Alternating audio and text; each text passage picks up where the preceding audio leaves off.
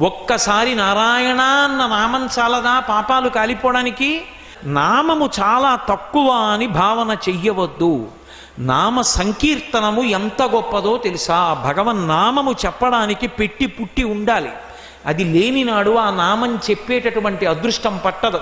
కూలిన చోట, కొట్టబడి కుండిన చోట, మహాజ్వరాదులన్ ప్రిలిన చోట, సర్పముఖ పీడలు పొందిన చోట, ఆర్తులై తూలిన చోట, విష్ణు భవదూరుని పేర్కొని రేనియ కాలుని యాతనా వితతి పూనరు కానరు దుఃఖభావముల్.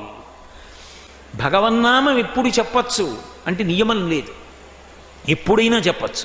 గజేంద్రుడు ఎప్పుడు చెప్పాడు? ప్రాణం పోయాడు ఎప్పుడు చెప్పాడు? ద్రౌపదీదేవి ఎప్పుడు చెప్పింది? ఏకవస్త్ర అయ్యి ఉండగా చెప్పింది సభలో.